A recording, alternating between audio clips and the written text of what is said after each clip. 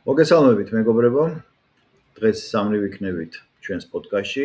ბატონი ლევან მეტონიძე ამჯერად უკვე თბილისიდან, ბატონი დიმიტრი ლორთქბანიძე ბუნებრივად თბილისიდან და მე თქვენი მონამორჩილი კვლავ ბრუკლინიდან და საინტერესო თემებს შევეხებით. ყველაზე მნიშვნელოვანს, რაც საქართველოში და საქართველოს გარშემო ვითარდება და პირველი თემა იქნება აფხაზეთი. აფხაზეთთან დაკავშირებით ორი კუთხით სურს რომ განმოვითაროთ ჩვენი საუბარი. ერთი არის ის რომ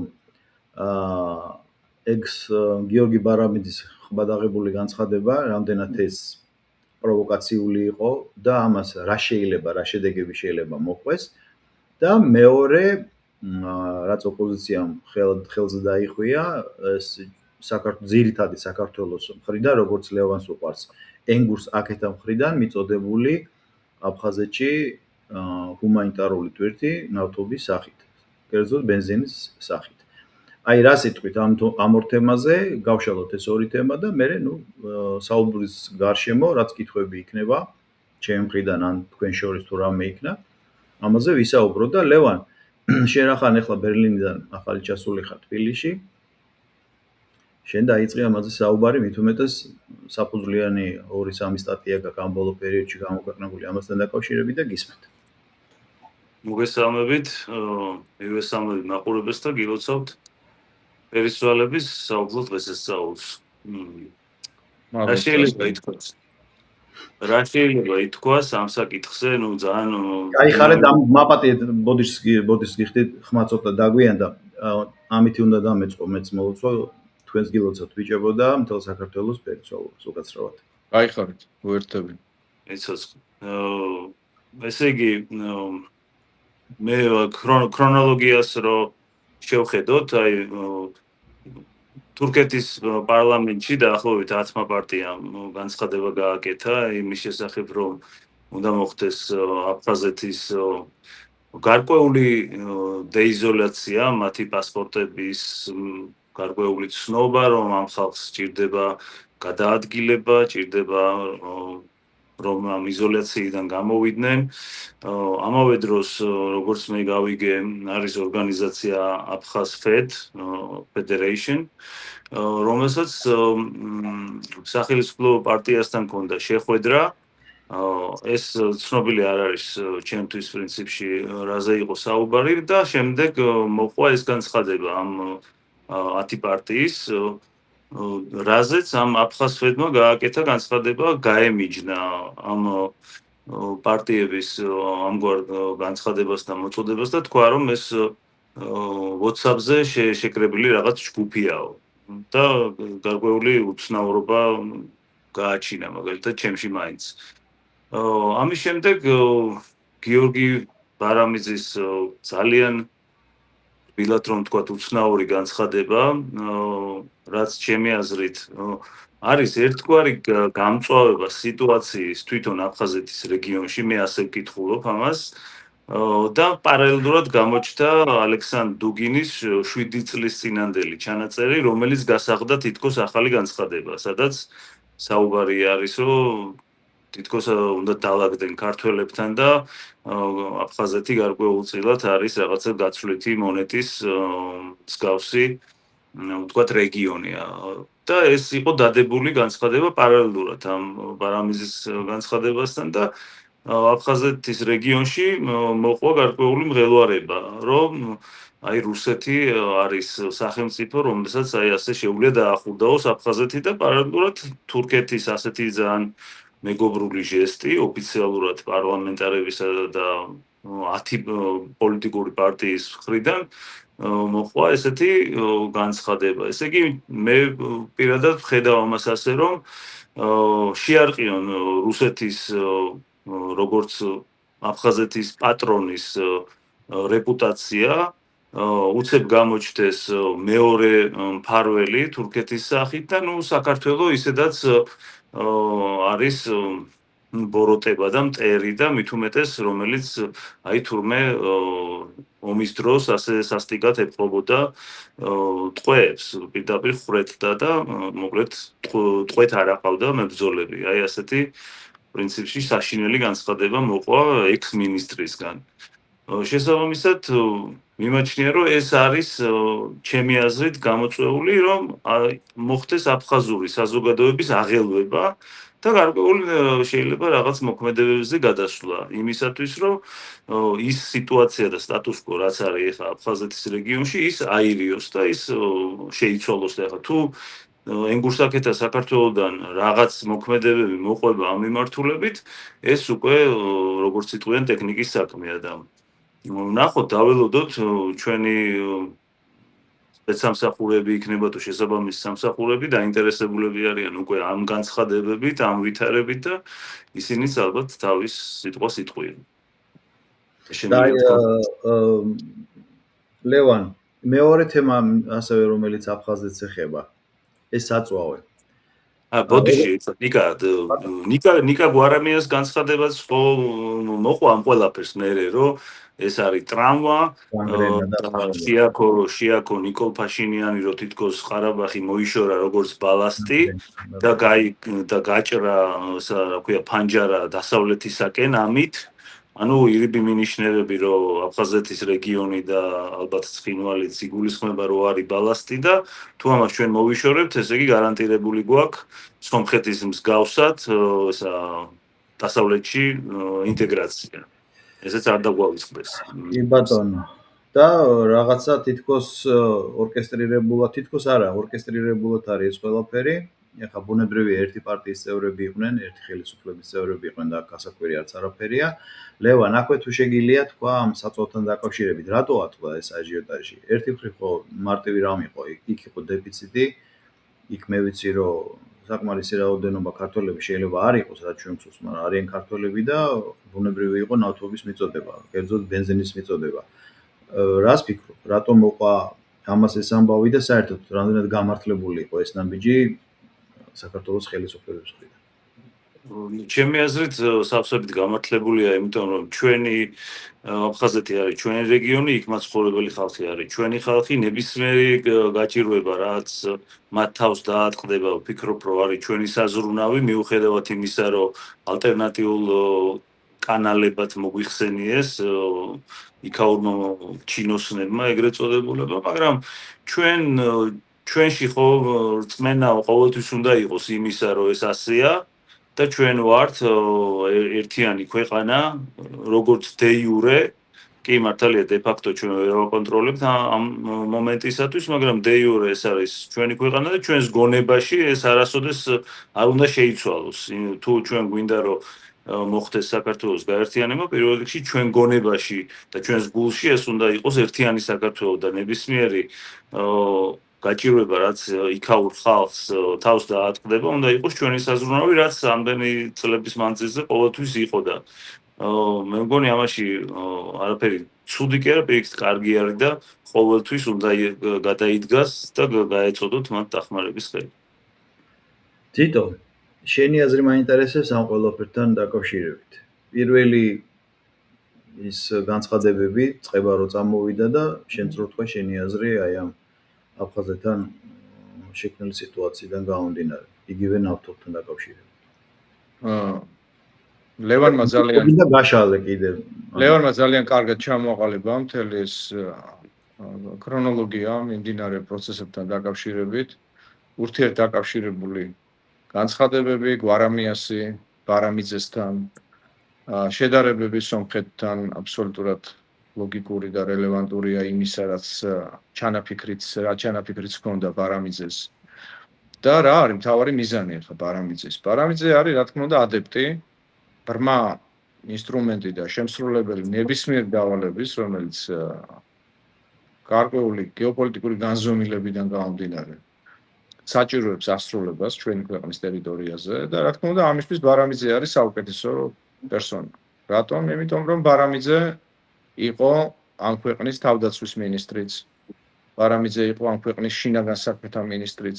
ნახეთ რამხელა ცენზები აქვს ადამიანს, რომელიც საკუთარ ქვეყანას ადანაშაულებს ვანდალიზმში და ადანაშაულებს ისეთი ქმედებების სერიის განხორციელებაში, რომელსაც სინამდვილეში ადგილი არ ქონია. ამას მეც შემიძლია რომ შეუერთო ჩემი ასე ვთქვათ, მტკიცებულების ტვირთი გამომდინარე იქიდან, რომ 92 წელს გახდით საინფორმაციო სადაზვერვო სამსახურის კადრების ინსპექტორი, რომელიც პირდაპირ კურირებდა სამთავრობო დაცვის სპეციალურ სამსახურს, მაშინ ეს სამსახური არ იყო ცალკე გამოყოფილი, ის 94-ში გამოიყო და ის მაშინ უშიშროებაში იყო და სამთავრობო დაცვას მაშინ ახორციელებდა გურამ ახავიტაშვილის ჯგუფი და ეს ჯგუფი პირწმინდად იქნა დახვრეტილი როგორც აფხაზის სეპარატისტების, ისე მათთან დაკავშირებული ჩრდილო კავკასიის წარმომადგენლების მიერ. ეს არის ერთი ლაბორატორიული მოდელი იმისა, რომელიც უკვე აქ არწყლებს ყოფილი თავდაცვისა და შინაგან საქმეთა მინისტრის გია ბარამიძის ბრალდებას ჩვენი სახელმწიფოს წინააღმდეგ. და სრულიად ლოგიკური იყო, რომ აღიძრა სისხლის სამართლის საქმე. ეს საქმე უნდა მივიდეს ბოლომდე, ამ საქმესთან დაკავშირებით კითხვები არ არსებობს, იმიტომ რომ საზოგადოებაში გულისხმობ, რომ კითხვები აღარ არსებობს, იმიტომ რომ ყველა მოითხოვს ბარამიძის მიმართ, რომ იზეიმოს მართლმსაჯულება. ჩვენ არ დაგავიწყდეთ, რომ შინაგან საქმეთა მინისტრად ყოფნის დროს მას კიდე სხვა დანაშაულიც აქვს ჩადენილი, რომელ საქმეზეც დაზარალებულად 3 წლის წინ ცნობილი იქნა ოჯახის წევრი გოჩა აფრასიძე, მე გულისხმობ ამ შემთხვევაში აფრასიძეების ოჯახზე თავდასხმას 12 ვერტმფრენის გამოყენებით, რასაც ოჯახის განადგურება მოყვა ფაქტიურად, მათ შორის მცირეწლოვანი ბავშვების სამუდამო ტრამვირება და მოზრდილი მშვიდობიანი მოქალაქეების და მოსახლეობის წარმომადგენლების განადგურება ამ ოჯახიდან. რა თქმა უნდა, ეს საქმე არის ის საქმე, რომელზეც ჯერჯერობით მართლმსაჯულებას სიტყვა არ უთქვამს. ალბათ ესეც იმიტომ, რომ კოჰაბიტაციის მავნე მეტასტაზების გამოვლენას ჰქონდა ადგილი, მაგრამ დღეს, როდესაც ყველა კარტი ღია, დღეს, როდესაც ნათლად ჩანს, რომ გია ბარამიძის სახით ქვეყანას ყავს მტერი, რომელიც სარგებლობს იმ უფლებამოსილებებით, რომელიც თავის დროზე სახელმწიფო პოლიტიკური თანამდებობის პირად მუშაობას უკავშირდება და ბუნებრივია ასეთი პირის მიერ გაკეთებულ განცხადებას იგივე აფხაზის სეპარატისტებისთვის, რომლებსაც ამ შემთხვევაში გააჩნია თავისი კონკრეტული მიმართულება თურქეთის მხარეს. აქ აფხაზ სეპარატისტებს როცა ვსაუბრობთ, აქ არის იმ ოპოზიციაზე საუბარი, რომელიც იმზირება თურქეთისკენ, რომელსაც გააჩნია ძალიან მყარი დასაყრდენი მუჰაჯირთა იმ საზოგადოებაში, რომელმაც წამოაყენა ზუსტად ის წინადადება, რომელიც 10 პოლიტიკური პარტიის ერთობლივი განხილვის საგანი გახდა თურქეთის მეჯლისში. და საკითხი ეხება საქართველოს ოკუპირებული ტერიტორიების კანონის დარღვევით, ამჯერად არა უკვე იმ ქმედებას, რასაც თურქეთი დიდი ხანია ადგას და უკანონო ვაჭრობას ეწევა აფხაზურ ანკლავთან. არამედ ამჯერად უკვე კონკრეტული საზღვარგარეთული მიმოსვლის დამადასტურებელი დოკუმენტების გაცემა მათთვის და მოკლედ რომ გაეჭრათ მათ ესე იგი გზა თურქეთის გავლით ევროპაში და დანარჩენ მსოფლიოში. ეს არის არამხოლოდ პატივცემულობა მეზობელი საქართველოსი, არამედ ეს არის მისი სუვერენიტეტის შელახვისკენ გადადგმული პირველი ნაბიჯი, რომელსაც ჯერჯერობით არ მოყოლია ასეთი პოლიტიკური ასე ვთქვათ, ვერდიქტი საბოლოოდ თურქეთის პარლამენტის მხრიდან. მაგრამ როგორც ჩანს, ეს იყო ერთგვარი კბილის მოსინჯვა, თუ რა შეიძლება პერსპექტივაში იქნეს დღის წესრიგში დაყენებული.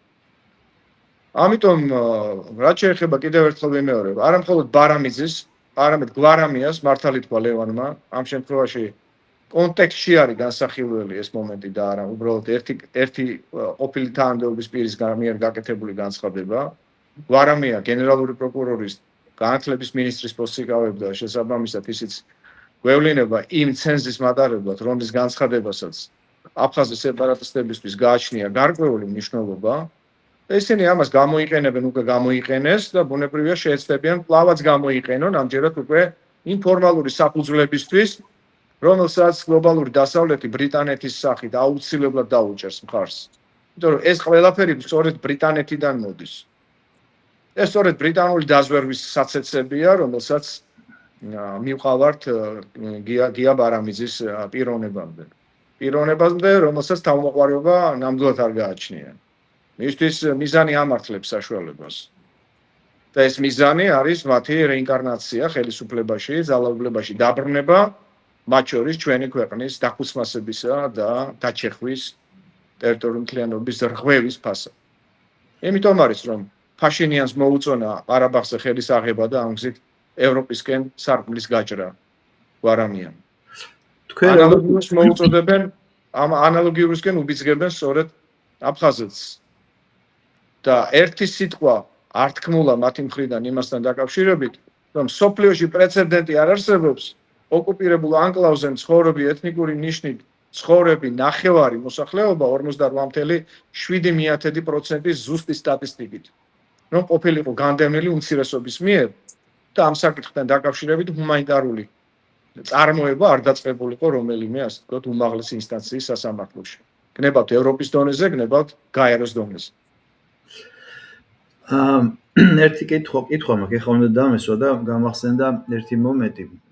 2004 წელია და ჩემს ახლობელთან მაქვს საუბარი სატელეფონო, შემდეგ შევხვდით პეკინის გამზირზე ხდებოდა ეს და ის იყო სოხუმიდან დევნილი. ჩემზე ახალგაზრდა 10 წელი, 12 წელი და მაშინ ახსენა გითი უცნაური რამ, რომ მეო ჩემს თაობაში სადაც მიწევსო ამ თბილისურ საზოგადოებაში ისეთი შთაბეჭდილება მჯებაო, რომ თითქოსო დედაქალაქის საზოგადოება ეგუება ან ჩვენ გვაგუებსო, რომ აფხაზეთი ჩავლილი თემა არის. და იქ თურმე მიდიოდა საუბრები, რომ რა მნიშვნელობა აქვს ეროვნებას, რა მნიშვნელობა აქვს დროს და სახელმწიფოს, დაბრუნდით იცხოვრეთ იქ როგორც ხართ, ისწავლეთ აფხაზური, გახდით აფხაზური სახელმწიფოს სრულუფლებიანი წევრები და ასე შემდეგ. და ჩემთვის ეს იყო სერიოზული გაყვირვება რა, სუბუქად რო ვთქვათ. და როგორც ჩანს, ეს პერიოდი იყო, როცა ამაზე უკვე მიდიოდა მუშაობა და ზონდირება. სად იყო ახლა 2008 წლის კონფლიქტი, რამაც დაგვებრუნა მერე აფხაზეთის კონფლიქტი, მაგრამ ეს ისე ინფორმაციისთვის, როგორც ჩანს, 2003 წლის მერე მოხდარი რევოლუციის შემდეგ მაინც რაღაცა ფენა ამაზე მუშაობდა, რომ საზოგადოებრივი აზრი შექმნილიყო. განსაკუთრებით ახალგაზრდა დევნილთა რიგებში. და ეხლა მე მაინტერესებს შემდეგი რამ. აი ის ორი სამხედრო გენერალი. ჩინები შეიძლება მეშლება პოლკოვნიკები, რომლებიც ტელეკომპანია სალტეშიც იყვნენ და ასე შემდეგ. დაბარებული იყვნენ პროკურატურაში და მე ისე მომეჩვენა, რომ ერთ-ერთი შემდეგი ინტერვიუ რო იყო, ინტერვიუერმა კითხა, რომ დიდი ხანი იყავით პროკურატურაშიო და აი როგორც იქნა გამოხვედითო და შემდეგ უკვე ინტერვიუ თხოვა და მე როგორც გავიგე მე ბარამიძე ორჯერ შესულდა და ორჯერ გამოსულა პროკურატურიდან და ხო არიცით ეხლა აი რახან თქვენ მაგხართ ადგილზე. აი ეხლა ამჟამად რა ვითარება, ვინ სად არის, რა საქმის წარმოება მიმდინარეობს კონკრეტულად, რამე ისეთი ქმედით უნარიანი ხდება, თუ ჯერჯერობით ეს მედია სივრცეში არის ყველაფერი. საქმე აღძრულია სამშობლოს ღალატის მუხლით, ეს არის მძიმესი კატეგორიის დანაშაული შემადგენლობა. გამომდინარე იქიდან, რომ საქმეზე გამოძიების პროცესი მიმდინარეობს სახელმწიფო უსაფრთხოების სამსახურში, ბუნებრივი ამასთან დაკავშირებით სრულყოფილი ინფორმაციის მოწოდებისგან ჯერჯერობით საგამოძიებო ორგანოები იკავებენ თავს, იმიტომ რომ მიმდინარეობს კომპლექსური გამოძიება ამ მიმართულებით. ამას დაერთო ასევე თქვენ მიერ დასმულ კითხვას, რომ გავცეთ, ასევე მეც რომ გავცეთ პასუხი ნავთო პროდუქტებთან დაკავშირებული საკითხი, რომელიც მე ვფიქრობ, რომ არის ნამდვილად ჰუმანიტარული მისია, რომელიც იყო ჩვენი პირდაპირი ვალდებულება განგვეხორციელებინა ჩვენსავე საკუთარ ოკუპირებულ ტერიტორიაზე, იმიტომ რომ ეს არის ტერიტორია, რომელიც არის ჩვენი და რადგან ჩვენია, მასშტაბადამე ჩვენ ამ ტერიტორიაზე ვზრუნავთ. და ეს რომ არ მომხდარიყო ოპერატიულად ცენტრის მიერ მხარდაჭერილი აქტით გამოხატული მოქმედებით, მართალია ეს განახორციელა, რა თქმა უნდა, კერძო ბიზნესმა, მაგრამ რა თქმა უნდა სახელმწიფოს რომ არ ქონოდა ნება, ის მანქანები იქ ვერ გაივლიდნენ უბრალოდ, ხო მართალია ადმინისტრაციულ საზღვარზე. და რაღა იგი სახელმწიფომ გამოხატა ეს ნება, აი უნდა ჩაუღრმავდეთ ყველაზე მნიშვნელოვან საკითხს, რატომ მოხდა ეს? იმიტომ მოხდა, რომ თუ ჩვენ ამას არ გავაკეთებდით ჩვენსავე ტერიტორიაზე, კონკრეტულ ასე ვთქვათ ანკლავში, რომელსაც ჯერჯერობით ვერ ვაკონტროლებთ de facto, de jure. ჩვენია, მაგრამ de facto ვერ ვაკონტროლებთ. ამას განახორციელებდა სწორედ ის ჩასაფრებული ძალა, რომელიც გუშინ წინ შუამდგომლობით შევიდა თურქეთის პარლამენტის წინაშე, მიეცათ გარკვეული სამგზავრო პრეფერენციები და სამოქალაქო სტატუსის გაზრდის უფლება აფხაზეთში მცხოვრები მოქალაქეებისთვის. რა თქმა უნდა, თურქული ტანკერები მზად იქნებოდნენ, რომ მოჩანჩირის პორტში შემოეტანათ ეს ნავთობპროდუქტი და ეს იქნებოდა ესეთი ტიპის ჰუმანიტარული აქტი, რომელიც თავისი არსით იქნებოდა პოლიტიკურიც, რა გნებოდ გეოპოლიტიკური მნიშვნელობისაც. ამიტომ ნებისმიერი სპეკულაციები ამ თემაზე, ნებისმიერი ბრალდება ქართული სახელმწიფოს მიმართ, რომ რატო შევიდა ბენზინი და თუ დიზელის საწვავი ამას არ აქვს მნიშვნელობა, მე რამდენიც ვიცი, ბენზინზეა საუბარი, მხოლოდ და მხოლოდ და არავითარი 3000 ტონა იქ არ შესულა, შევიდა 300 ტონა, შევიდა მე 100 ტონა და დაახლოებით სულ ჯამში გამოვიდა 400-500 ტონა მაქსიმუმ. ეს იყო საკმარისი პირობა იმისთვის, რომ ეს ჰუმანიტარული რაღაცა კრიზისის გამომწვევი მიზეზები ჩამქრალიყო, იმიტომ რომ საწვავი ტურისტების მომარაგების ის კი არ არის მთავარი წყარო. საწვავი არის კრიტიკული ინფრასტრუქტურის მხარდაჭერა. პირველ რიგში ეს არის ჰოსპიტალები, კლინიკები, ამბულატორიები, სახანძრო დახმარება, პოლიცია, ხო, რაზეც დგას ასე ვთქვათ, სამოქალაქო წესრიგი. და ვინმეს უნდა თქვას, რომ ჩვენ ინტერესებში შედიოდა ქაოსი დაწყებულიყო და სამოქალაქო კრიზისი დაწყებულიყო და ჰუმანიტარული კატასტროფა გაჩაღებულიყო აფხაზურ ანკლავში. რა თქმა უნდა, არა, იმიტომ ეს არის ჩვენი და მაშასადამი კიდევ ერთხელ ხას უსვავ ჩვენი ვალდებულება მასზე ვიზრუნო. და სახელმწიფომ განახორციელა ერთადერთი სწორი, ადეკვატური ნაბიჯი ამ მიმართულებით.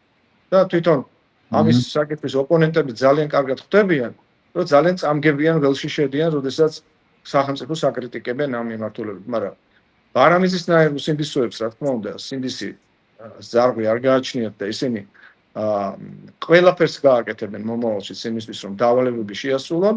ერთადერთი რომ ამ დავალებების მავნე შედეგები არ იწვნიოს ქვეყანამ, საჭიროა რომ მართლმსაჯულება მიზეიმოს და სამართლებრივი ასპექტის გათვალისწინებით დროულად მოხდეს სამართლებრივი რეაგირება. იმედი მაქვს, რომ მოხდება სამართლებრივი რეაგირება, როგორც მოგახსენეთ, არა მხოლოდ ამ საკითხზე, არამედ აფრასიძეების უმოწყალოდ გაჟვჟვის საქმის გარემოებებიდანაც გამომდინარე. და აქვე კიდე ერთი ჩემი მხრიდან მცირე ჩართვა იმასთან დაკავშირებით, რომ დღეს აჩვენეს მედიაში, რომ გამოვიდა ერთ-ერთი დაკავებული პროტესტანტი ოპოზიციონერი, მე მგონი ორკვირიანი ქონდა მიჟილი და ძალიან უცნაური განცხადება გააკეთა.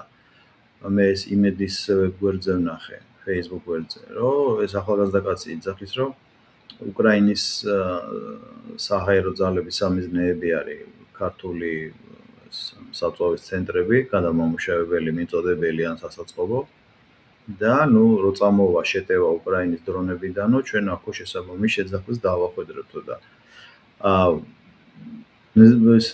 გამიჭირდა ცოტა ამის დაჯერება, მაგრამ მე რამდენიმე პორტალმა გაავრცელა ეს და ესე იგი ეს სინამდვილეა და აი რა რთულია ამ ყოფაში ცხოვრება. მე წარმოვიდგინოთ მიმაჩნია, რომ არის საზოგადოების ერთი ნაწილი, მით უმეტეს ესეთი ახალგაზრდული ბირთვი, რომელიც ასე ფიქრობს. იმიტომ ატეხე სპეკულაციები ბენზინის თემაზე, ზუსტად მაგ საბაბი უნდათ. მიზეზი კი არა, მიზეზი არ არსებობს. საბაბი უნდათ. თითიდან გამოწვეული საბაბი იმასთან დაკავშირებით, რომ შემდგომში გაემართლებინათ ასეთი ტიპის განცხადებები და მე თუ მკითხავთ, ამ განცხადებასაც უნდა მოყვეს სამართლებრივი რეაგირება. არც ერთი ნაბიჯი არ უნდა იქნას, ასე ვთქვათ, შეუფასებელი მათი მხრიდან, იმიტომ რომ ისინი ამას არ აკეთებენ სპონტანურად, ან თავისი გონებრივი, ასე ვთქვათ, შესაძლებლობების გამოყენებით მხოლოდ. ეს არის კონკრეტული დავალებები, მითითებები, რომლებსაც ისინი ასრულებენ. განაწილებული აქვს როლი და ასე შემდეგ. იმ მედია საშუალებებიც, მაგალითად ეხა იაგო ხვიჩიას მედია საშუალებამ, რომელმაც განახორციელა ეს ინტერვიუ, მას თურმე შეუთავაზებია ბარამიძისთვის, რომ ეს თქვენს მიერ გაკეთებული განცხადება არის სახელმწიფოსთვის საზიანო და გთავაზობთ, რომ თქვენ ვეთქვათ უარი მის გაშვებაზე, ვინაიდან ეს არის ვიდეო ჩანაწერი და შემდგომში, ასე ვთქვათ, ჩვენ შეგვიძლია ამოვჭრათ. რაზეც მიიღო კატეგორიული უარი ხვიჩიანი. ეხლა სხვა საკითხია ამის მერე რა ნაბიჯი უნდა გადაერგა, მე ვფიქრობ, რომ მაინც ყოველ მიზეზის გარეშე არის რაღაცა განცხადებები, მით უმეტეს ყოფილი თავდაცვის მინისტრის, შინაგან საქმეთა მინისტრის მიერ გაკეთებული, რომელიც საჯარო ეთერში არ უნდა მოხდეს. არ უნდა მოხდეს. და თუ ის მოხდება მაინც საჯარო ეთერში ისეთი მედია საშუალებებით, რომელსაც ისინი თავად აკონტროლებენ, მაშინ მარტო ბარამიძე კი არ უნდა იქნეს პასუხისმგებაში, არამედ ის მედია რუპორიც, რომელიც კულტივირებას ახდენს ამ განცხადებებისა, იმიტომ რომ ეს არის საეთერო დოკუმენტი, რომელსაც მე ჩვენი სახელმწიფოს წინააღმდეგ იყენებენ სეპარატისტები. კი, გეთახმები აბსოლუტურად. აბსოლუტურად გეთახმები. მეორე საკითხი მეგობრებო. შეიძლება გავაკეთე კი, რა თქმა უნდა, კი ბატონო. ერთი ის არის რომ ანუ დიმიტრი მახსენა ქაოსი აფხაზეთის რეგიონში რომ შეიძლება ქაოსი რაღაც მოხდეს და ის უნდა უნდოდესო და ვინც მსგავს განცხადებებს აკეთებს ბუნებრივია მათ უნდათ ქაოსი იმიტომ რომ ჩვენ გვახსოვს როდესაც უკრაინაში დაიწყო ომი გარკვეული ძალები და გარკვეული პიროვნებები საუბრობდნენ რომ აი ახლა ჩვენი დრო და ეხლა უნდა შევიჭრათ აფხაზეთში, რომ აფხაზეთის დაბრუნება მოვახდინოთ და ისევე ცხინვალის რეგიონის. ანუ ეს იყო გარკვეული ტექნოლოგიების მეშვეობითაც და პირდაპირ მიდიოდა ამის პროპაგანდირება, რომ აი ეხლა ქონდა საქართველოს სახელმწიფოს ტერიტორიული მთლიანობის აღდგენის საშუალება და რაღაც ტიპის ქაოსი რო დაიწყოს ახლა მაგალითად აფხაზეთის რეგიონში მაგალითად შეტევა თქვათ რუსულ ბაზაზე, ხო? გამოჩნდება იგივე ხალხი ან კიდევ ვიღაც სხვა და იტყვის რომ აი ახლა გვაქვს შანსი აფხაზეთის ისევ შემოერთების. ანუ ქაოსი ყოველთვის ხელსაყრელია იმ ომის პარტიისთვის, მოდი ასე დავარქვათ, ჩვენს შიგნით არსებული ომის პარტიისთვის, რომელიც არავითარ შემთხვევაში არ განიხილავს მშვიდობიან გზას და მხოლოდ ფიქრობს, რომ ომით დაკარგული ომითვე უნდა დაიბრუნოს. და ასევე მინდა შენს კომენტარზე ნიკა აი ეს სოხუმელ ბიჭზე რო თქვი, ამ ბოლო დროს ეხა ხვალ გამოვა ჩემი სტატია ლინგვისტური კარტოგრაფია, ასე ქვია. ესე იგი, ძალიან ბევრი ადამიანი ამ ბოლო დროს ვაკვირდები, როგორც რუსულენოვანი ბლოგერებიც არიან ჩვენთან, ასევე ქართულენოვანები, პირდაპირ საუბრობენ აფხაზეთზე და საქართველოზე. საქართველოდან აფხაზეთში შევიდა საწვავი, მაგალითად აი ასეთი რამ გავიგე. რუსულათაც ასე საუბრობენ, აფხაზია, გრუზია, ანუ პირდაპირ მიდის სემანტიკის დონეზე ჩვენს გონებაში ჩაბეჭდვა, თითქოს ეს არის ცალკე სახელმწიფო და საქართველოდან იქ რაღაც შედის. აი ასეთი მიდის პირდაპირ წინააღმდეგობის დონეზე ასე დალაგება და როდესაც რაღაცა სემანტიკის დონეზე გონებაში იბეჭდება, ქვეყანა და საზოგადოება უკვე სემიოტიკის დონეზე ზარალდება. ანუ უკვე ნიშნების ჩვენს გონებაში იბეჭდება გარკვეული ნიშნები, რომ აფხაზეთი უკვე ცალკე სახელმწიფოა, იმიტომ რომ ამას განსაზღვრავს ენა. თუკი ჩვენ ვსაუბრობთ საქართველოს და აფხაზეთი, ეს უკვე როგორც ნიშნები და სიმბოლოები ისე იბეჭდება ჩვენს გონებაში და ეს უკვე ნიშნავს იმას, რომ ჩვენ უკვე დავკარგეთ აფხაზეთი პირდაპირ ჩვენს ლექსიკაში და ჩვენს გონებაში. და ეს არის დაუშვებელი და ეს სახელმწიფომ ამაზე უნდა იზრუნოს, რომ ნებისმიერ ადამიანი, რომელიც იტყვის საქართველოს და აფხაზეთი, ის უნდა აღმოიფხვრას და უნდა განიმარტოს, რომ აფხაზეთის რეგიონი, ენგურს იქეთა, ენგურს აქეთა, დანარჩენი საქართველოს, თბილისი და სოხუმი. ამ დონეზე უნდა მიდიოდეს ნებისმიერ სივრცეში საუბარი ამ საკითხზე. აქვე ვიტყვი ლევა რაც შენახსენე, რომ ომი დაკარგული, ომი დაბრუნება. ძალიან ცუდად იყენებენ აზერბაიჯანის მიერ ძალისებრი მეთოდით ყარაბაღის დაბრუნებას. და ის აქვს არ გესმის შენ ჩვენი? უი. მე მგონი მიკროფონის ბრალია შენი. აბა გაასწორე. მე ნიკას ხმა მესმის. კი ბატონო. და რის თქმა მინდოდა რა, რომ ძალიან ცუდად იყენებენ, უპირველესად ბოდიში რო წვეტა იყო, ნუ რას იზრდებთ ახლა 8 საათიანი სხვაობა ქვეყნებს შორის და პლუს 12000 კილომეტრია და ნუ ხანდახან ინტერნეტი თავის საქმეს აკეთებს. და იმას ვამბობდი მეგობრებო და მინდა რომ ლევანს და დიტოსთანაც თქვა ეს ყველაფერი რომ ყარაბაღის გამოცდილება და ალიევის ეს ხმამაღალი შეძახილები და ბუნებრივი ამას ეკუთვნოდა ეს გამარჯვება, იმიტომ რომ ყველაფერი გააკეთა რომ ეს გამარჯვება მიიღო, მაგრამ ეს არ ნიშნავს მეგობრებო რომ ჩვენ ეს copy-paste-ით გადმოვიღოთ საქართველოს რეალობაში, იმიტომ რომ სულ სხვა ძალებია და სულ სხვა თანაფარდობაა დაპირისპირების. ეს ისე მიკა ბოდიში რა, ისა ერთ ნახე კი, ადრე ვისაუბროთ. ხო, ის ხალხი, ვინც დღეს იმას პაშინიანის პოლიტიკას იწონებს, აი სწორედ ის ხალხი იყო ამასწინათ ომის პარტია და საუბრობდა ძალით დაბრუნებაზე. ახლა დღეს შეიცვალა ეს ფირფიტა შეცვალეს და დღეს უკვე იმას დაბრუნებაზე კი არ საუბრობენ, ჩაბარებაზე საუბრობენ. ანუ სომხური პოზიციის გამართლება დაიწყეს. ანუ აფხაზეთის რეგიონი არის ბალასტი, ასე ვთქვათ რა, გვიშლის ხელს ევროინტეგრაციაში და ევროატლანტიკურ სივრცეში. არ ვიცი, ამას რაღაც უნდა ეშველოს და იმედია რომ სახელმწიფო ძალისხმევას არ დააკლებს ამ ყველაფერს რა. ეხლა ყველაზე მნიშვნელოვანი თემა, არანაკლებ მნიშვნელოვანი ეს უშუალოდ როგორც ლევანმა იცის, ენგურს აქეთ საქართველოს ეხება დანარჩენ საქართველოს ძალიან მოწონს ლევანის შენი განმარტება. კაიხანია უკვე აღარ მიხმარია ეს რა. ესე ვამბობ ხოლმე დანარჩენი საქართველო ან აფხაზ ესა ენგურს მიღმა საქართველო. და მაინტერესებს აი სკანდალი, რა აზრის ხართ და რა უდევს ამას საფუძვლად და დიტო, შენ ჯობია რომ დაიწყო ეს თემა. რა იყო ღარიბაშვილის ეს მანიფესტი, რა იყო და მეორე მნიშვნელოვანი რამ შენ ყოველთვის ამბობდი რომ ღარიბაშვილის დროინდელი სახელმწიფო ვერტიკალი ეს იყო ერთი გუნდი და თუ რამე კეთდებოდა ასე თქვა შეთანხმებულად. ну ესე იგი ფაქტობრივი გარემოებებით დავიწყოთ. რომ საზოგადოება ისე ყველაფერი ძალიან კარგად იცის, ის რაც საზოგადოება რასაც ხედავს, თქვათ, ამაზე მე არ მინდა აქცენტების გაკეთება, მე მინდა უშუალოდ სამართლებრივი ბუნებიდან დავიწყო. როგორც ჩანს, რომელ მიქაუტაძის მიერ დაწყებულმა თანამშრომლობამ გამოძიების წინაშე ძალიან სერიოზული და ფართო რეზონანსი შეიძინა ჯერ კიდევ ივლისის თვეში.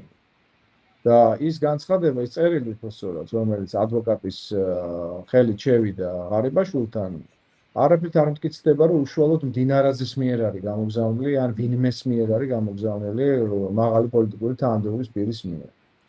ეს არის ვერსია, რომელიც შეიტანა გამომძიმან ადვოკატმა და რომელშიც იყო განხილული მიზანშეწონილობა არა პირველ საქმესთან დაკავშირებული ბრალისა, არამედ მეორე საქმეზე. აქ ეშლებათ ადამიანებს, აქ არის ლაპარაკი იმაზე, რომ უკვე არსებულ განაჩენთან დაკავშირებით, რომელზეც დამდგარია 5 წლიანი თავისუფლების აღკვეთი ვადიანის ასჯელი, ამას შეიძლება დაემატოს ახალი ბრალი, რომლის ფარგლებში მიმდინარე გამოძიების, სამჯერო გამოძიების შედეგად დაყენებული საბოლოო განაჩენი იქნება შთანთქმული ძველი განაჩენით და ისე დადგებოდა 5 წელი. ხტებით რაზეა საუბარი? ანუ ორ განსხვავებულ ბრალზეა, როგორც ჩანს, რომელ მიქაუტაძის და მსგავსი მოხელეების მხრიდან თანამშრომლობის შედეგად გამოძიება გავიდა არა მარტო ლილუაშვილზე, არამედ გავიდა ღარიბაშვილზეც. იმიტომ რომ ფაქტია, რომ აქ საუბარი ეხება ახალ ბრალდებას, ახალ კორუფციულ ფაქტთან დაკავშირებით, რაც აღმოჩნდა სრული მოულოდნელობა ღარიბაშვილისთვის, რომელიც დარწმუნებული იყო, რომ ეს 5 წელი იყო მისთვის მაქსიმუმი და რომ ამის იქით საქმე არ წავიდოდა და ის მიხვდა, რომ ეს წინა 5 წელი იყო მხოლოდ დასაწყისი იმ თემისა, რომელსაც კორუფციულ გარიგებთან დაკავშირებით დაწერილი გამოძიების კასკადი მოხდებოდა. ეს ბუნებრივია, სასწავლებელი სიტყვა და თქვენ გასწორებთ. ეს დასაბუთებული პრინციპი განსხვავდება დაფიქსირებიდან დაკეთებული პოლიციასთან დაკავშირებით. აქ საუბარი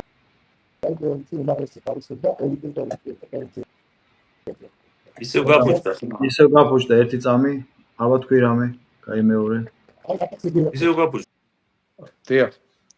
საკითხი ეხება ძალიან მნიშვნელოვან ფაქტორულ გარემოებას, რომელიც გამოიკვეთა მას შემდეგ, რაც გამოძიებამ გვაუწყა საჯაროდ, რომ რომეო მიქაუტაძე თანამშრომლობს ლილუაშვილის და სხვა მაღალი სახელმწიფო პოლიტიკური თანამდებობის პირთა წინააღმდეგ.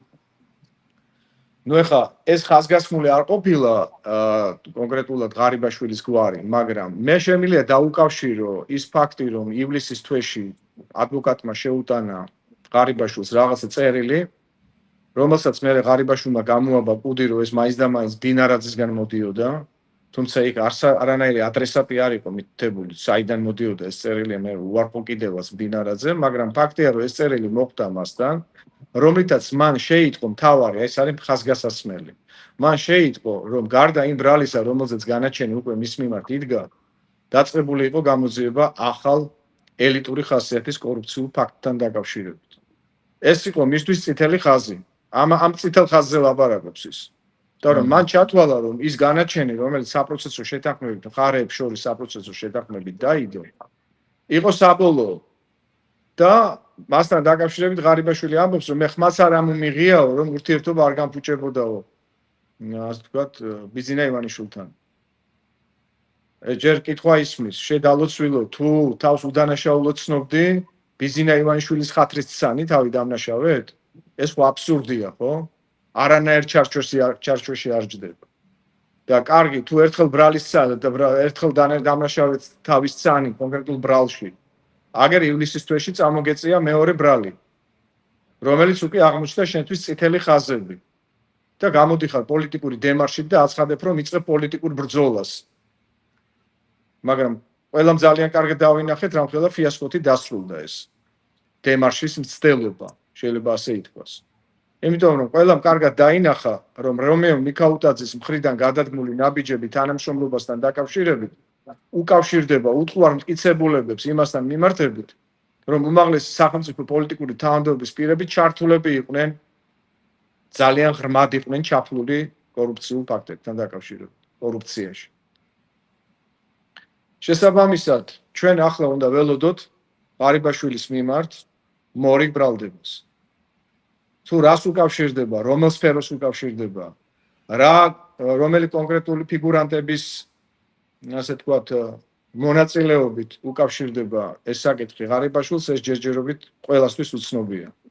მაგრამ ფაქტია, რომ დინარაძის განცხადებაშიც და ყობახიძის განცხადებაშიც, რომ მსგავსი დემარშები დააზიანებს ავტორს, სწორედ იგულისხმება ის, რომ ასეთი ბრალის გაჟღერება, როგორც ჩანს, აუცილებლად მოხდება. რა შეიძლება ითქვას აი ამ ტოტალური კორუფციული ფაქტების გარშემო? გამოიკვეთა კიდევ ერთი მნიშვნელოვანი გარემოება თამარ ბაჩალიაშვილის გარდაცვალების ფაქტთან დაკავშირებით. ჩვენ ხედავთ, რომ მისი მშობელი გამოდის და ღიად საუბრობს იმასთან დაკავშირებით, ვარაუდით კი არა, ღიად, იმპერატიულად და მტკიცებით ფორმებში. რომ თამარ ბაჩალიაშვილი, ანუ მისი შვილი, სიცოცხლეში მუშაობდა call center-ში, რომ გარდაცვალებამდე 3 დღით ადრე მან მამას უთხრა, რომ მას არ შეეძლო თავი დაეღწია ამ call center-ისგან. ეს ძალიან სერიოზული განცხადებაა, ბატონებო. მე მესმის, რომ მაშინ მშობლებს არც იმის თავი ჰქონდათ, რომ ამისი ანალიზი ეკეთებინათ და არც იმისი შესაძლებლობა და დრო, რომ ჩაღრმავებოდნენ სიტუაციას. მაგრამ ყველასთვის ცნობილია, რომ ბაჩალიაშვილის ანგარიშზე გარდაცვალების მომენტში მოქცეული იყო 75,000 ლარი, რომელიც მან ხელფასის სახით, რაღაცა გარკვეული ანაზღაურების სახით მიიღო. ძალიან მნიშვნელოვანი აღინიშნოს, რომ აი ამ call center-ის უკან დგას ამერიკის შეერთებული შტატების მოქალაქე, ვინმე აბრაჰამ რეიხბახი, რომელსაც აღნიშნული კომპანია დაფუძნებული აქვს დელავერის შტატში და 2018 წელს არის მისი 100%-იანი წილის მფლობელი. 2018 წლის მერე იწყება ზუსტად 2019-დან იწყება, როდესაც ეს COVID პანდემია აქტიურ ფაზაში იწყებს შემოსვლას call center-ების ბუმი მთელ მსოფლიოში, მათ შორის საქართველოში. ეს ის პერიოდია, როდესაც საქართველოს უშიშროების სამსახურის უფროსი ხდება ბატონი გრიგოლ ლილუაშვილი. ეს ის პერიოდია, როდესაც call center-ები ნელ-ნელა აქტიურად იდგავენ ფეხს მთელი ქვეყნის მასშტაბით. და კომპანია ზაგი, ასე ქვია იმ კომპანიას, რომელშიც თამარ ბაჩალიაშვილი მუშაობდა და რომლის დამფუძნებელი ამერიკის შეერთებული შტატების მოქალაქეა და რომელიც შეერთებული შტატებიდან მართავდა ამ კომპანიას. ადვილი წარმოსადგენია, რომ ყოფილიყო გარკვეულ კოორდინაციაში იმ სახელმწიფო პოლიტიკური თანამდებობის პირებთან, რომლებიც კოლ-ცენტრებს განიხილავდნენ არალეგალური ბიზნესის წყაროთ, რომელსაც უნდა შეეცვლო მათი შემდგომი პოლიტიკური ძალაუფლების გარკვეული რესურსები. და ის რომ ბაჩალიაშვილის მამა დღეს ღიად საუბრობს იმასთან დაკავშირებით, რომ თურმე თამარს სიცოცხლეში ქონია უფლება შინაგან საქმეთა სამინისტროში საშვის გარეშე შესვლა გამოსვლისა, ეს კიდევ დამატებითი გარემოებაა, რომელთაც უნდა დაინტერესდეს დღეს გამოძიება. ჩვენ ძალიან კარგად ვხედავთ, რომ აი რომეო მიქაუტაძის მიერ გადადგმული ნაბიჯების შემდგომ ძალიან მნიშვნელოვნად იცვლება სურათი კორუფციონულ პირთა მიმართ. და არ არის გამორიცხული, რომ არაერთი უმაღლესი თანამდებობის პირი აღმოჩნდეს გასაჯდელთა სკამზე. ძალიან სერიოზული პრობლემა შეექმნა ირაკლი ღარიბაშვილის რეპუტაციასაც. ჩვენ ძალიან კარგად გვახსოვს ის საქმეები, ის კეთილი საქმეები, კარგი საქმეები, რომელსაც ის ემსახურებოდა ქართულ პოლიტიკაში.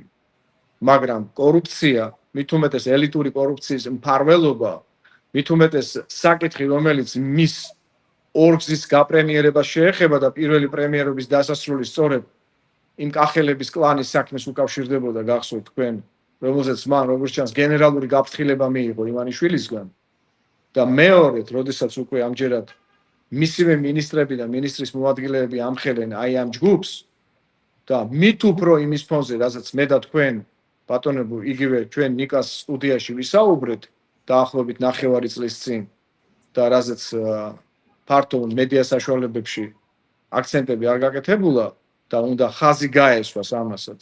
უკავშირდება სწორედ სამხედრო სამრეწველო კომპლექსში ისეთი პირების მოწვევას თანამდებობის პირებად, ისეთი პირების მოწვევას დირექტორებად, რომლებიც შემდგომში საქართველოს სამხედრო სამრეწველო კომპლექს დელტაში წარმოებულ იარაღს და იარაღის ფაქტორს გამოიყენებენ ისეთი ტიპის ვაჭრობისთვის, რომელიც მთელი ქვეყნის საქართველოს დამაზიანებელი აღმოჩნდება.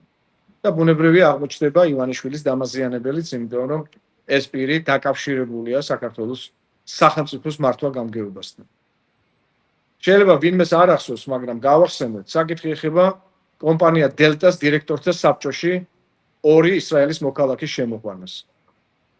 ბატონები ელიგულა, იოჰანან ელიგულა და მოშე ოზი ქართულ დირექტორთან ერთად აღმოჩნდნენ პასუხისმგებლები საქართველოში წარმოებული იარაღის შემდგომ განკარგვასთან დაკავშირებით.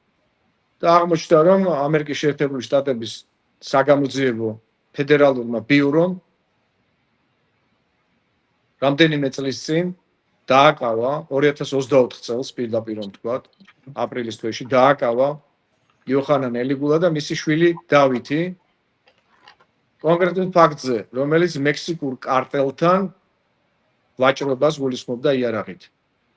და სადაც ჩვენებაში იოჰანან ელიგულას მითითებული აქვს, რომ ის ერთ-ერთ სახელმწიფოში წარმოადგენდა სამხედრო სამრეწველო კომპლექსის დირექტორატს, ხელი მიუწვდებოდა შეიარაღებაზე და ხელი მიუწვდებოდა იარაღით უკანონო ვაჭრობაზე, რომლითაც იგი მზად იყო მექსიკური კარტელი შეიარაღებინა კონკრეტული შეიარაღების ეკვიპმენტებით, კონკრეტული საშუალებებით.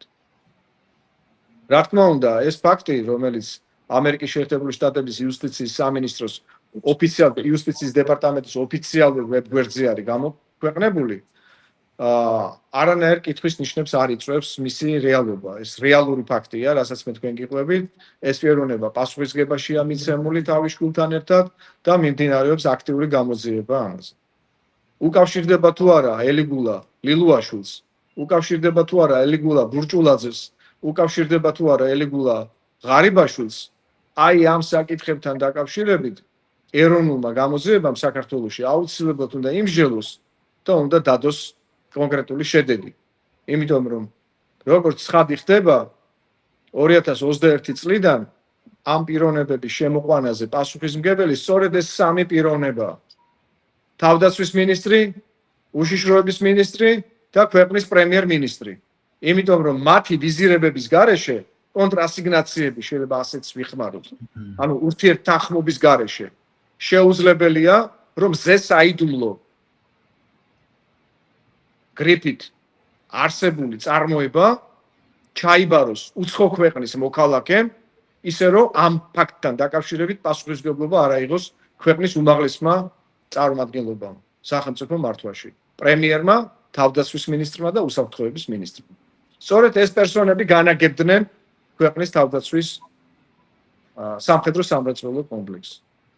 ასე რომ ჩვენ კიდევ ერთხელ უბრუნდებით ნიკა და ლევან ამ საკითხს და უბრუნდებით არა შემთხვევით, იმიტომ რომ ყველა სხვა ელიტური და უმაღლესი კორუფციული გამოვლენებების საკითხთა გარდა მე ვფიქრობ, რომ ეს საერთაშორისო დანაშაულის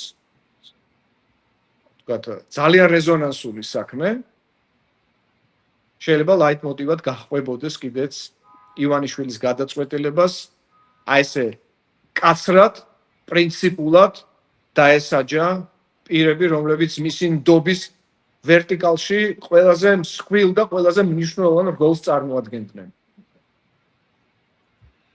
ირაკლი ღარიბაშვილის ნდობის ფაქტორი ყველასთვის ძალიან კარგად არის ცნობილი. ის იყო ოჯახის წევრი ივანიშვილების, ლილუაშვილი იყო ბანკის მმართველი, ქართულ ჯგუფის ხელმძღვანელი და განსაკუთრებით ნდობით აღჭურვილი პირი. და ბუნებრივია ამ ორი ადამიანის შეკავშირებული მოქმედებების შედეგად მიღებული გადაწყვეტილებები, რომლებიც პირველ რიგში უკავშირდება თავდაცვის მინისტრად ჯუანშერ ბურჭულაძის დანიშვნას, პირდაპირ არის კავშირში იმ რეზონანსთან, რომელზეც ქართულ მედიაში ღიად არ საუბრობენ. მაგრამ ამ ვერსიას დამერწმუნედ გააჩნია არსებობის უფლება. იმიტომ რომ ეს არ არის ყურით მოთრეული საკითხი.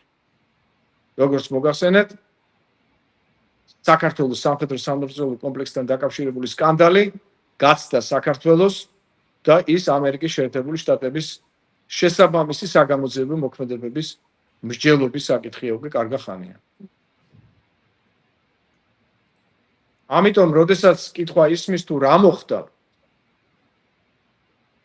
ესე ერთბაშად როგორ გაწირა ივანიშვილმა საკუთარი გუნდის წევრები, მას ისინი არ გაუწირავს. მათ განახორციელეს ქმედება, რომელმაც დარტყმის ქვეშ დააყენა არა ერთი პირი, არა ორი პირი და არა გუნდი, არამედ საქართველოს სახელმწიფო მთლიანად. და ის რომ გამოძიება მაქსიმალურად ცდილობს, რომ არ გასცდეს მსჯელობის იმ ფარგლებს, რომელიც კონკრეტულ საკითხებს უკავშირდება, ეს იმას არ ნიშნავს, რომ ხვალ და ზეგ ახალ ბრალებს არ ვიხილავთ ჩვენ ამ პიროვნებების წინააღმდეგ. რა უნდა ბატონ ჯუანშერ ბურჭულაძეს ესპანეთში რატომ უნდა ეყიდა მილიონიანი ვილა?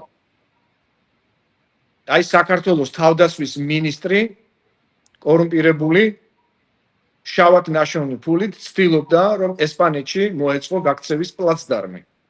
ეს ხომ ფაქტია? ეს ხო უტყუარად არის დადგენილი. და ბევრი სხვა მსგავსი შემთხვევა. რაზეც ჯერჯერობით ქართულ საზოგადოებას არ აქვს სრული ინფორმაცია. დიმიტრი, ესე იგი შენ ფიქრობ, რომ ეს საქმე არის მსვლელობაში და დრო და დრო გამოჩნდება, გამოაშკარავდება ახალი ფაქტები ამ კორუფციულ სკანდალთან დაკავშირებით.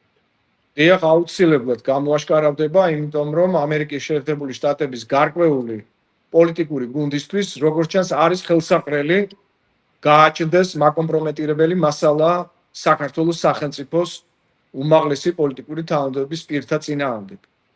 და ლილუაშვილის, ბურჭულაძის, ღარიბაშვილის ქმედებებმა რომ არ დააზიანოს ქვეყანა, ამიტომ საჭიროა რომ მსგავსი გამოძიება პარალელურად გაგრძელდეს საქართველოშიც.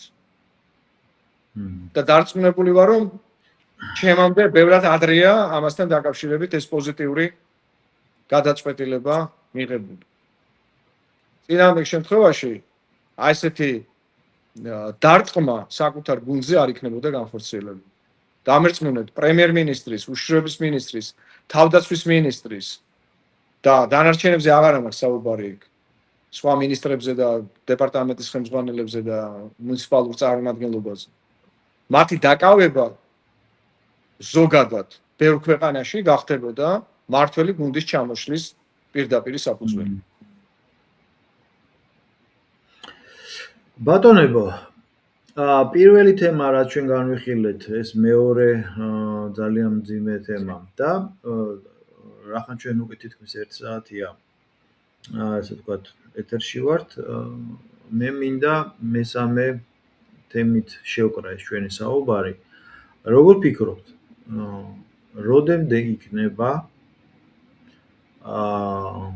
საგარეო ტიპის გამოწვევები საქართველოს მიმართ, რაც ბუნებრივია შემდეგ არეულობას იწვევს თავად შიგნით ქვეყანაში.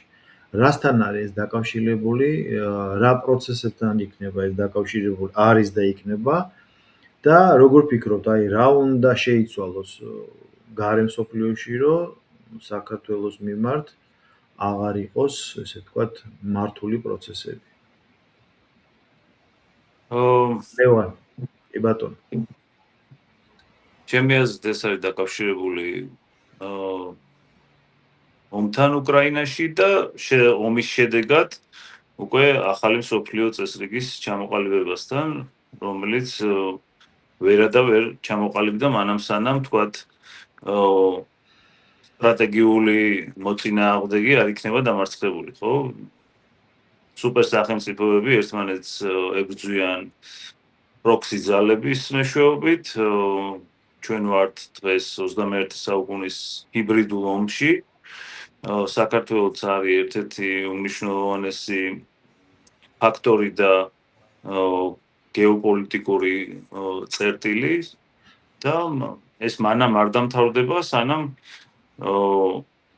ომის რომელიღაც მხარე კაპიტულაციით არ დაასრულებს, ჩემი აზრით. და სანამ მიმდინარეობს აქტიური ფაზაშია ომი, მანამ იქნება ყოველთვის გარკვეული ტერიტორიების, სახელმწიფოების გამოყენების ცდილობა, რომ მოხდეს სტრატეგიული პარტნიორის დამარცხება. ახლა ჩვენი ქვეყნის, ვთქვათ, ჩართულობა მეორე ფრონტის სახით შესაძლებელია ვიღაცისთვის იყოს ნემსის ნაჩხლეტივით, მაგრამ ეს ნემსის ჩხლეტაც არ არის სასიამოვნო, როდესაც ვიღაცას ებრძვი, ხო? მაგრამ ჩვენთვის ეს ქმედება შესაძლებელია იყოს გამანადგურებელი და ქართული სახელმწიფო შეიძლება ასწლეულები აღარ იარსებებს. თუმცა მე ყოველთვის მაგ იმედი რომ ქართული ხალხი და საქართველო იარსებებს, მაგრამ ქართულ სახელმწიფოს ნამდვილად ექმნება დიდი საფრთხე და მაქსიმალურად უნდა იყოს სიფხიზლე, ყველა პროვოკატორი შიგნით თუ გარეთ უნდა იყოს გამოვლენილი და კანონის ფარგლებში მე ვიტყოდი ლოკალიზებული, განეიტრალებული თუ არა. და ეს არის ძალიან მნიშვნელოვანი ჩემი აზრით. თითო შენ რა სიტყვი, რა პერსპექტივა გვაქვს უახლოეს? ნუ მე ვფიქრობ, რომ ბოლო დროს განვითარებული მოვლენები ძალიან საგულისხმო ანალიზის გაკეთების საშუალებას იძლევა. იგივე ბატონი კობახიძის მიერ გაკეთებული განცხადება გეორგიევსკის ტრაქტატთან დაკავშირებით არ იყო ადეკვატურად აღქმული გარკვეული ძალების მიერ და სპეკულაციურად იქნა გამოყენებული ისევ და ისევ ქვეყნის დამაზიანებლად. ვინაიდან როდესაც ჩვენ საუბრობთ ამავე დროს ევროპასთან ურთიერთობის აუცილებლობაზე, ეს არ ნიშნავს იმას, რომ ჩვენ გაურბივართ აუცილებლობას და ვალდებულებას იმისას, რომ საქართველოს განახორციელოს თავისი ისტორიული მისია. როგორც გზაჯვარედინზე მყოფმა აღმოსავლეთსა და დასავლეთს შორის. როგორც ქვეყანამ, რომელიც არის ნამდვილად არის საერთაშორისო ურთიერთობათა კონტინენტური სისტემის ნაწილი და არა ევროკავშირთან დაახლოებისა, ასოცირებისა თუ კანდიდატობის წევრი ქვეყანა. ჩვენ გვინდა მეტი ვიდრე ევროკავშირი, ხდებით? ეხლა ბევრისთვის ხო, ევროკავშირი არის ესეთი პავლოვის რეფლექსი. უკვე იმდენად არის გამჯდარი მასში, რომ ეს ევროატლანტიკური ალიანსი და ეს ჩრდილოატლანტიკური მისწრაფებები, რომ საქართველოს განხილვა, თქვა, უფრო მნიშვნელოვან და მაღალ მრავალ მასშტაბურ, უფრო მაღალ მასშტაბურ ფორმატში, როგორიც არის გეოპოლიტიკურ ცენტრებს შორის მყარი ხიდის ფუნქცია, არის უბრალოდ გაუგება. ამ დროს ცხოვრება გვარნახობს ამას, ხო? ჩვენ ხედავთ, რომ შუა დერეფანში ვართ გამსაზღვრელი ქვეყანა. ხედავთ, რომ ჩრდილოეთ სამხრეთის დამაკავშირებელ 7500 კილომეტრიან მონაკვეთზე ასევე ვართ საკვანძოდ მნიშვნელოვანი ქვეყანა. ჩვენ ძალიან კარგად ხედავთ, რომ ევროპასთან ჩვენ თხოვნითა და შანტაჟის ენით კი არ უნდა საუბრობდეთ, არამედ საუბრობდეთ იმით, რითაც უკვე ვიწყებთ საუბარს. ეს არის ჩვენი ეკონომიკური აქტივები, რომლებიცაც ემატება და ემატება ყოველწლიურად, ასე თქვა, თავისი ცენზი. და ის რომ ამიერკავკასიული სამეული ტრიო საქართველო, სომხეთი, აზერბაიჯანი, როგორც არასდროს მოწადინებულნი არიან, იყვნენ სტრატეგიულ ურთიერთობებში ერთმანეთთან, როგორც ეკონომიკურად დაკავშირებადი ქვეყნები და დაკავშირებადობა აი ამ პროცესში არის ერთ-ერთი მნიშვნელოვანესი სტრატეგია. ეს ჩვენი მტრებისთვის არის პირდაპირ ვთქვათ მიუღებელი, იმიტომ რომ საუკუნეების განმავლობაში დასავლეთი მუშაობდა იმაზე, რომ ამიერკავკასიაში არ ყოფილიყო თანხმობა, ერთობა და გარკვეულწილად ასე ვთქვათ თანამშრომლობის პრეცედენტი.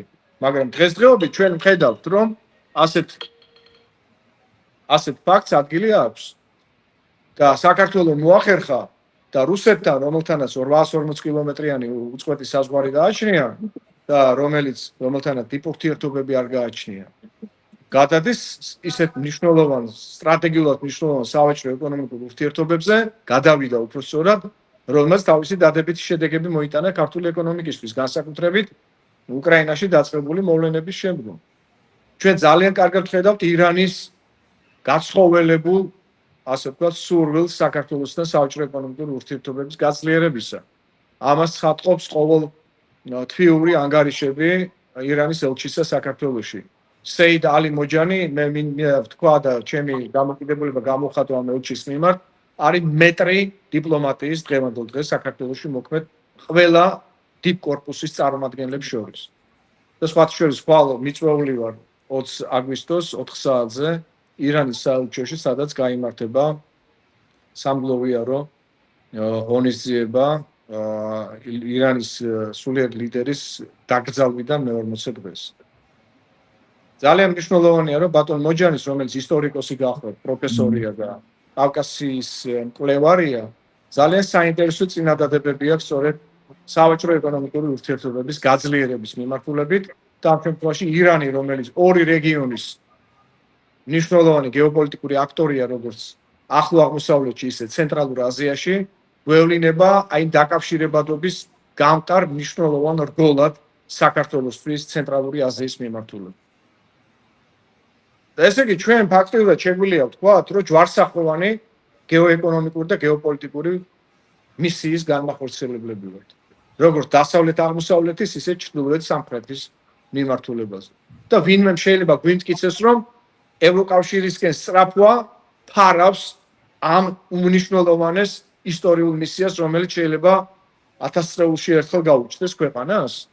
და ჩვენ აქედან უნდა გამოვიდეთ უარით, მარტო იმიტომ, რომ გუშინდელ მეტროპოლიას ვაამოთ, მარტო იმიტომ, რომ გუშინდელმა მეტროპოლიამ აქ დახარჯა 6 მილიარდი 30 წლის განმავლობაში იმისთვის, რომ საკუთარი პოლიტიკური ელიტები ეყიდა ბარამიწის მსგავსები.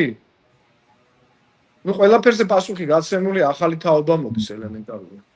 და საზოგადოება ძალიან კარგად გრძნობს, რომ საქართველოს ამ შესაძლებლობებს უნდა უპასუხოს, ამ გამოწვევებს უნდა უპასუხოს უფრო სწორად იმ შესაძლებლობების ათვისებით, რომელიც ჩვენს წინაშე იშლება როგორც გზა სავალი ქვეყნის სტაბილურობისა და ეკონომიკური კეთილდღეობისკენ. მე სხვა კომენტარი ამასთან დაკავშირებით ვერ მექნება. მე ვფიქრობ, რომ აი ეს მიმართულება უნდა განვავითაროთ ბოლომდე და უნდა მივიყვანოთ საქართველოს ტერიტორიული მთლიანობის აღდგენის პოლიტიკური ფასის განსაზღვრამდე აუცილებელია რუსეთთან დიპლომატიური ურთიერთობების აღდგენა სწორედ ამ მიზნით ხაზზე მინდა გავუსვა. პირველ რიგში და შემდგომში უკვე გადატვირთვის პროცესში მე ვფიქრობ, რომ მნიშვნელოვანი იქნება სწორედ საქართველოს მონაწილეობა 3+3 ფორმატში. ეს რეგიონალური თანამშრომლობის ფორმატი, რომელშიც საქართველოს საბოლოოდ ექნება განსაზღვრული თავისი მისია მისია, რომელსაც ის აღასრულებს ტერიტორიული მთლიანობის ფარგლებში, ცალსა. იმიტომ თვითონ რუსეთში ძალიან კარგად ხვდებიან, რომ დანაწევრებული საქართველო, დაანკლავებული საქართველო მათ ინტერესებში აღარ შედის. გეთახმები და უკვე აი ამ პირობებში რაც შენახსენე, აქ უკვე 3+3 აზრი მიეცემა და ჩვენები მიიღებენ მონაწილეობას. რა თქმა უნდა, წინააღმდეგ შემთხვევაში ყველაფერი ფიქციაა. მეგობრებო, ძალიან სურს ჩვენი საუბრის დასასრულისკენ კვლავ აფხაზეთზე ვთქვათ. და რა კუთხით? ძირითადი თემები ერთი შეხედვით, რაც საწვავის მიწოდებას უკავშირდებოდა, ჩვენ ეს კი განვიხილეთ, მაგრამ იქ საკმარისად არის, საკმარისზე მეტად არის პრობლემები დარჩენილი. ჩარჩენილი ქართულ მოსახლეობასთან დამოკიდებულება, ენის აკრძალვა, დისკრიმინაცია მიდის, ყოფით დონეზე უამრავ რამეს უგზალავენ, როგორც ამბობენ და თქვენ როგორ ფიქრობთ, რა უნდა გაკეთდეს საქართველოს ხელისუფლების მხრიდან, რომ აი იმ წერტილამდე, რადგან ახლა შენაბობდი დიტო, სანამ მაგ წერტილამდე მივალთ, რომ ჩვენ ეს სიტუაცია მეტნაკლებად მშვიდობიან ფარგლებში მივიყვანოთ.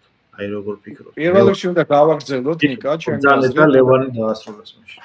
პირველ რიგში ჩემი აზრით უნდა გავაგრძელოთ ის პოლიტიკა, რომელსაც ვადგავართ. ეს არის ჰუმანიტარული მისია, რომელსაც საქართველო ახორციელებს იმ ტერიტორიის ფარგლებში, რომელსაც დროებით ვერ აკონტროლებს, მაგრამ ეს არის მისი ორგანული შემადგენელი ნაწილი. აფხაზეთის რეგიონზე ამ შემთხვევაში საუბარი და არ უნდა დაგვაუწყდეს, რომ ყოველწლიურად ჩვენ 2400-2500 აფხაზეთის მკვიდრს ვიღებთ კლინიკების დონეზე და უწევთ მათ სამედიცინო მომსახურებას სრულიად უფასო. გარდა ამისა, ეს ადამიანები სხვა სამედიცინო პროგრამებში მონაწილეობენ, გააჩნიათ კონკრეტული ლიმიტები უმაღლეს სასწავლებლებში, სადაც მათ ამ კვოტის ფარგლებში რიცხავენ უგამოცდოდ, მათ გააჩნიათ საშუალება მიიღონ საქართველოს პასპორტი, ბევრი სარგებლობს ამითი სხვათა შორის, რომ გაჭრას გზა უკვე ევროპაში, როგორც საქართველოს მოქალაქემ და კანონზომიერება ამ შემთხვევაში აღდგენილია საერთაშორისო ურთიერთობათა კონტექსტში.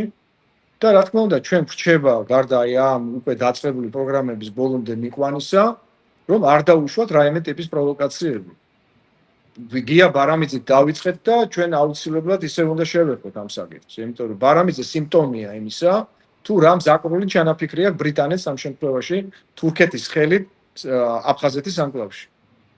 სადაც უნდათ რომ იქონიონ გავლენა პოლიტიკურ ოპოზიციაზე. გუმბას პოლიტიკური ოპოზიცია ეს არის არძიმბების კლანი. სხვა შორის ვლადისლავ არძიმბა თავისი აღსარებლობით იყო მაჰმადიანი. ეს შეიძლება ბევრმა არ იცის. ამას ხას იმიტომ უსვავ, რომ თურქეთთან საერთო ენის გამონახვის კონტექსტში ეს ფაქტორი ძალიან მნიშვნელოვნად მუშაობს. და შემთხვევით არ თქვა ბატონმა ტრენინმა, რომ აფხაზია отдаляется от России 7 мильными шагами в сторону Турции. ეს ძალიან სწორად და სწორ დროს იქნა ნათქვამი 2 წლის წინ ერთ-ერთ დიდ კონფერენციაზე. ეს ძალიან კარგად ხედავთ, რომ მუჰაჯირთა შთამომავლები შენივრად ახერხებენ, რომ საუნივერსიტეტო ბაზაზე და საუნივერსიტეტო დონეზეც კი ატარონ ისეთი ტიპის კონფერენციები, რომლებშიც არ დამალავენ თავიანთ მიდრეკილებას და მისწრაფებას თურქული ცივილიზაციური ნაწილი აღმოჩნდნენ. აქ ხომ ცივილიზაციებზეა საუბარი. ვინ რომელი ცივილიზაციის ნაწილად მიიჩნევს თავის თავს. და თურქეთში მომძლავდა ისეთი ძალები მომძლავდნენ, რომლებიც აი ამ ცივილიზაციური ერთობის ეგიდით ცდილობენ, რომ აფხაზური სეპარატისტული მოძრაობა სწორედ თურქეთის სასარგებლოდ წარმართონ. და რა თქმა უნდა, თურქეთი ამას ხელგაშლილი შეხვდება და ეჭვიც არავის არ შეებავს. ამიტომ ამას რუსეთში უკვე მნიშვნელოვნად ხვდებიან. ამას ხას უსვავენ პიაცეგორსკში ერთ-ერთ კონფერენციაზე ახლა ხანს ერთი თვის ივნისის ბოლოს მიმყოფებოდი პიაცეგორსკში კავკასიურ დიალოგზე და იქ როდესაც მე სამოქალაქო უფლებებში ეთნიკური ქართველების უფლებების შეზღუდვის ფაქტებთან დაკავშირებით კონკრეტული მაგალითები წარმოვადგინე, გალის რაიონზეა ამ შემთხვევაში საუბარი. იქ განათლების მიღების შეზღუდვა, იქ სამოქალაქო უფლებებში შეზღუდვა. რუსული მხარე აბსოლუტურად სულ განაბული მისმენდა. მაგრამ ვინ გამიწია იცი წინააღმდეგობა? თურქეთის ადანას უნივერსიტეტის ასოცირებულმა პროფესორმა ახალგაზრდა გოგონამ 36 წლის გოგონამ ელშინ ბაშოლმა, რომელიც აღმოჩნდა ეთნიკური აფსუა, მუჰაჯირის შთამომავალი და რომელმაც ტყუილი და სიცრუე უწოდა გალის რაიონში ქართველებისთვის უფლებრივი მდგომარეობის შეზღუდვას. აი, სადამდე მივედით, რომ თურქეთში აღმოჩნდნენ ლობისტები, რომლებიც მაქსიმალურად ცდილობენ ქართველების შევიწროებაზე, ასე ვთქვათ, გარკვეული, ასე ვთქვათ, პოლიტიკური პასუხისმგებლობა აიღო. აქედან გამომდინარე, რაც მე ხა მოვყევი. ამიტომ ძალიან ისე ლაგდება, იცით, ეს ფაზლი, რომ რუსეთში ძალიან კარგად აცნობიერებენ, რომ საქართველოს ბრძნული პოლიტიკა 2022 წლიდან დღემდე უნდა ტრანსფორმირდეს რუსეთის მხრიდან შემკვეთრ ნაბიჯებში, რომლითაც რუსეთი გაამყარებს თავის შესაძლებლობებს, გააჩნდეს თავისი ლეგიტიმაცია ამიერკავკასიაში. და ეს უნდა გავიდეს აუცილებლად საქართველოს ტერიტორიულ მთლიანობაზე. ეს არის ცალსახა აქსიომატური ჭეშმარიტება. ამას უკვე რუსეთში ძალიან ბევრი აღიარებს, ულვარებში ბუნებრივი ამის დეკლარირებას ჭირდება უკვე იმ საფუძვლების მომზადება, რომელიც ქართულ-რუსულ ურთიერთობებში დიპლომატიის აღდგენაზე გადის. და მე ვფიქრობ, რომ ეს შორს არ არის ეს მოვლენა. და ალბათ 2027 წლისთვის ჩვენ უნდა ველოდოთ უკვე დიპლომატიური ურთიერთობის აღდგენისთვის შესაბამისი საფუძვლების შექმნას. რეალურ პოლიტიკაში. ლევან, ძანე, დიახ. მე ვიცი რა, ყველასთვის ნათელია საქართველოში შენ შესანიშნავ სტატიებს აქვეყნე 4G-ზე, აფხაზეთთან დაკავშირებით და არა მარტო. და ძალიან კარგი შემეცნებითი ეთერი ქონდა სალტეზე რამდენიმე დღის წინ. და მინდა რომ აი შენი კუთხით, შენი თვალსაჩინით თქვა ან ურჩიო ხელისუფლებას, ან შენ როგორ ხედავ ამ ყველაფერს, როგორ უნდა გაგრძელდეს ჩვენი თანაცხოვრება, ჩვენი ყოფა, აი ზუსტად აი იმ წერტილამდე, სანამ მოხდება ეს დიდი გადატვირთვა და სანამ გადანაწილდება ეს ჩვენი მსოფლიო და რეგიონალური პოლიტიკაც ჩამოყალიბდება. აი აქამდე როგორ უნდა მივიდეთ? შენ როგორ ფიქრობ და რა რჩევები გაქვს? მე ვფიქრობ, რომ დაბალანსების პოლიტიკა არის უმნიშვნელოვანესი საქართველოსთვის, ეს არის შესაძლებლობაც, პერსპექტივაც და უსაფრთხოებაც, რომ საქართველოში, ჩვენს რეგიონში ინტერესი კონდეს ასევე სახელმწიფოებს. არ იყოს აქ ვიღაცა ერთი ესა ბატონ პატრონი დაპატრონებული რეგიონს. ეს არის აბსოლუტურად მიუღებელი, იმიტომ რომ ჩვენ ასეთი გამოცდილება გვაქვს ისტორიულად და ეს იყო ყოველთვის ძალიან რთული ჩვენთვის და პირდაპირ შეიძლება ითქვას, რომ განადგურების გზაზეც კი დაგვაყენა რამოდენიმეჯერ. თუ ჩვენ მოვახერხებთ, რომ ეს დაბალანსების პოლიტიკა ვაწარმოეთ და ეს ინტერესები ჩვენს რეგიონში ჩავადებინეთ დიდ სახელმწიფოებს, აი იგივე 3+3 ფორმატი. ძალიან საინტერესო ფორმატია, უბრალოდ ვინაიდან რადგანაც რუსეთს ნაცნობი აქვს ეს ჩვენი რეგიონები, როგორც დამოუკიდებელი სახელმწიფოები, არსებობს გარკვეული შიში იმისა, რომ არ მივიღოთ 3+5 ფორმატი. მე ვფიქრობ, რომ როდესაც აი დიმიტრი დიპლომატიურ ურთიერთობებზე საუბრობს, მე ვფიქრობ, რომ ჩვენ ჯერ უნდა განვაცხადოთ ინტერესი ფორმატში მონაწილეობაზე და გარანტორებად უნდა დავიყენოთ ის სახელმწიფოები, რომლებიც ამ ფორმატში იქნებიან უშუალო მონაწილეები, რომ დროთა განმავლობაში, ვთქვათ, ჩვენ გადავდგამთ გარკვეულ ნაბიჯებს ამ დიპლომატიურ ურთიერთობის აღდგენასთან, მაგრამ ეს უნდა იყოს რუსეთის ჩართულობა ამ ტერიტორიების ინტეგრაციაში და კვლავ საქართველოს გამთლიანებაში. ეს გარკვეულწილად უნდა დაევალდებულოს ჩემი აზრით, რუსეთს თუ უნდა მიიღოს რეგიონში ამგვარი ფორმატი და თქვათ ჩვენ არ ვიყოთ მუდმივად რაღაც საბოტირების რეჟიმში. მე მიმაჩნია, რომ ჯერ ეს ფორმატი და შემდეგ გარკვეული ნაბიჯები უნდა გადაიდგას და ეხლა დუგინის ის რო ახსენეთ ჩვენ ვიდეო რომელიც ძველი იყო და ახლა წარმოაჩინეს, იქ ზუსტად რაღაც ირიბად ამაზე იყო საუბარი, მაგრამ ამავე დროს უნდა იყოს პოლიტიკა ნაწარმოები თავად აფხაზების მიმართ, რომ ეს ხალხი თავიანთ თავს მიიჩნევს ომში გამარჯვებულად, მათ აქვთ ღირსება, ომში გამარჯვებულის ღირსება აქვთ და ეს მათ არ ეთმობათ, თუმცა ისინი ფაქტიურად როგორც დემოგრაფიული, ასევე ლინგვისტური კატასტროფის წინაშე დგანან და ჩვენ საქართველოს სახელმწიფო, ანუ ეს დანარჩენი საქართველო, უნდა იყოს გარანტი მათი იდენტობის გადარჩენის, რაც გადის მათ ენაზე. შესაბამისად, ის პროექტი, რასაც მე ამდენი წელია უკვე ვთავაზობ, როგორც ხელისუფლებას, ასევე საზოგადოებას, რომ უნდა მოვახერხოთ ძველი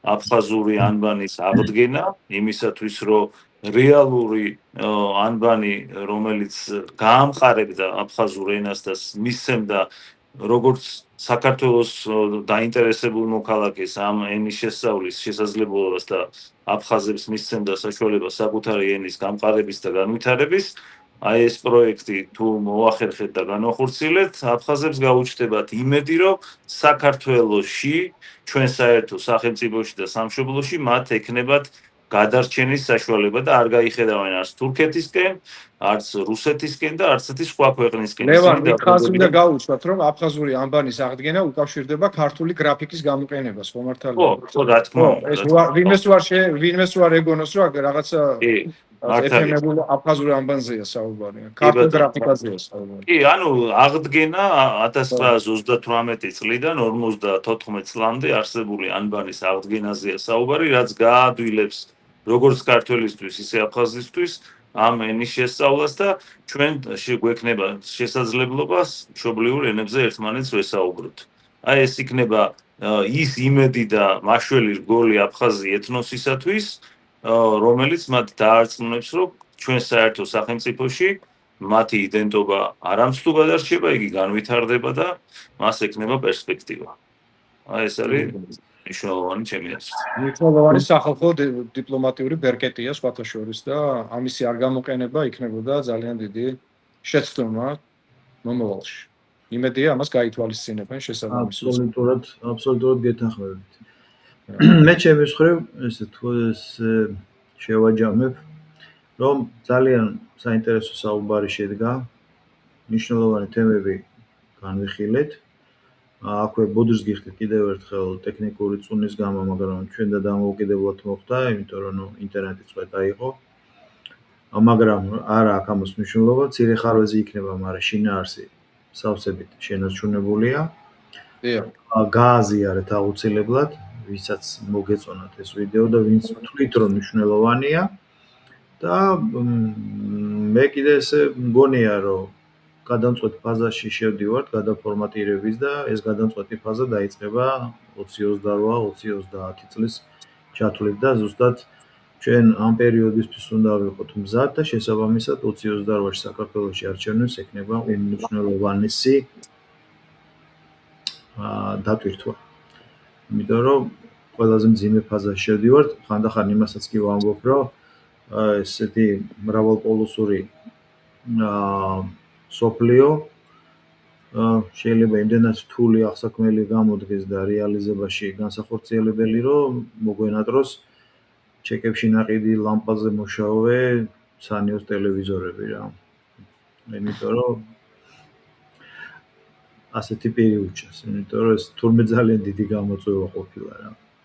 დიდი მადლობა მეგობრებო კიდევ ერთხელ და წარმატებებს გისურვებთ თქვენ. დიდი მადლობა ნიკა. დიდი მადლობა ლევან.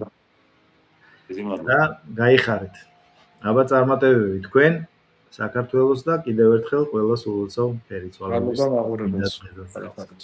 დიდი მადლობა. და